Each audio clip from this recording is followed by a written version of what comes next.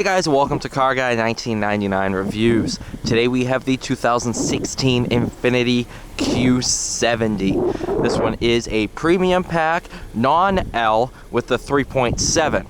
Now, you could, and they're extremely rare, I've seen one in person, you could get these with the 5.6 out of the QX80 with 416 horsepower. That is a monster. This is a little bit over 300 horse. So still plenty of power.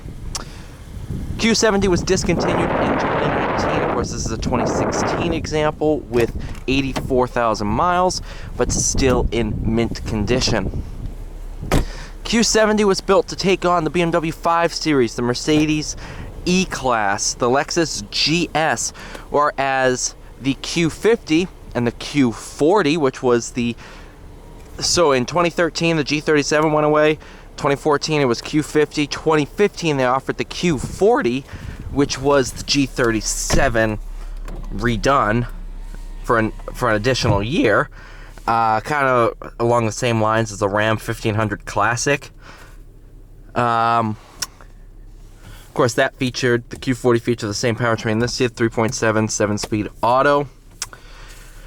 But the jump from the Q40, Q50 to the Q70 almost feels like more of a jump than the BMW 3 Series to the 5 Series. It's definitely more like the jump from the Lexus IS to the Lexus GS. That's definitely more comparable. Whereas the IS and, you know, the Q50, the Q40, they're very sports oriented. This is definitely more of a grand touring executive sedan. Interior wise, definitely different from the Q50 and Q40. Nice, beautiful analog clock. This center stack here is very reminiscent of the one found in your QX60. Same thing with these buttons and dials. The shift lever is straight from the QX60, as is the steering wheel. Gauges are unique to the Q70. Other than that, heated steering wheel, cooled seats, heated seats. It's all there. Definitely a lot more rear leg room in this compared to the G37, Q50. Back in 2016, it was an interesting time at Infiniti. We were playing around with naming and all that. I think 2013 was when names... 2013 to 2014 is when everything changed. But it is what it is. So, Q60 is no longer for 2022.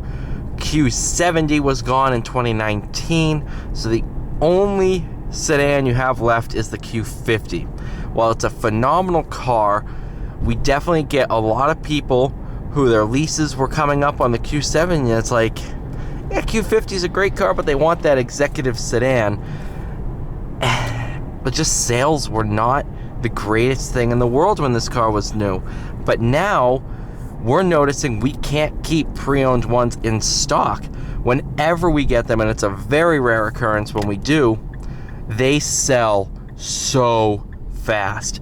Matter of fact, we have 2 or 3 buyers already lined up to come check this car out tomorrow on Saturday. There's definitely a following for this car. And the same is true with the Q60. That car had a big following for those who were loyal to the brand and bought one. They loved the cars. So yeah, it didn't sell the greatest, but the people who bought them were extremely happy with them. And after spending the night with this car, I can 100% see why.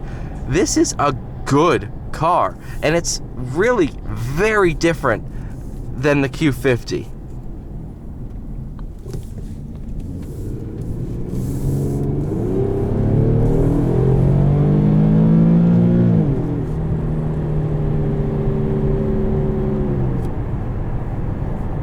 Of course, VQ 3.7 revs to redlines at 7,500 RPM.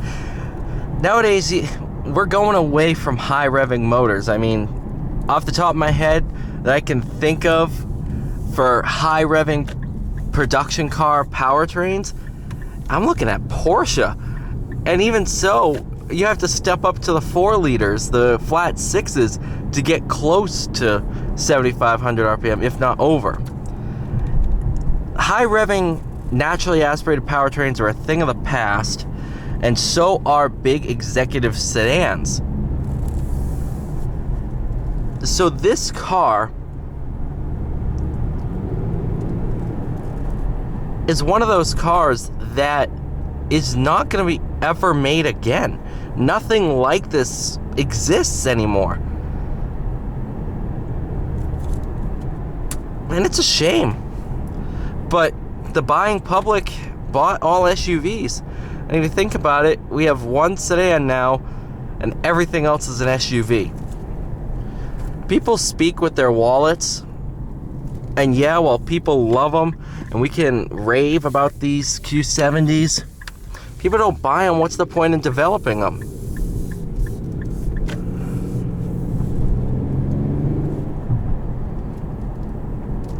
The one thing that I think really killed this car is people are very badge focused, especially in executive sedans. If somebody's not into how a car drives and they're not a car person, they sit there and it's like, all right, I need, for my business, I want a full-size sedan, luxury sedan. They go Audi A6, Mercedes E-Class, BMW 5 Series. Done. That's what people go with. But the smart people look at the underdogs. Nowadays, you have Genesis, which makes some absolutely killer cars. You have Lexus, and you have Infiniti. Those are 3 big underdogs that if people actually paid attention to them, they'd realize bring almost everything, if not more. They definitely bring more standard. And for the price, you can't go wrong. In terms of driving experience, spending time with this car, if I closed my eyes, I don't feel like I'm in a G37. It feels like a completely different car. And that's hard to say with the same transmission, same engine.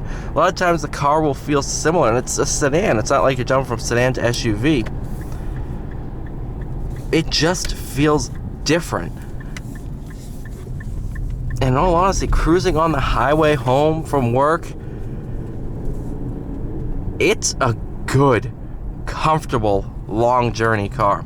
So I know now why people love these cars. As a matter of fact, we have an employee that we had a Q70S come in, 3.7 of course, and he bought it before it even hit the lot. And he loves that car. Absolutely adores that car. And when I told him these drive so much different than any other Infiniti that's been made, except for maybe M35, he didn't believe me until he drove it. And then he said, it's similar but different enough to be special. And the fact that you're never going to find a full-size executive sedan with a high-revving, naturally aspirated V6 and an available V8 naturally aspirated. Good luck finding anything like this in today's world. It's just, this is one of those cars that was around, people didn't buy it, and now that it's gone, people are definitely missing it. Thank you guys so much for watching. Please like, share, subscribe. I'll see you all in the next one.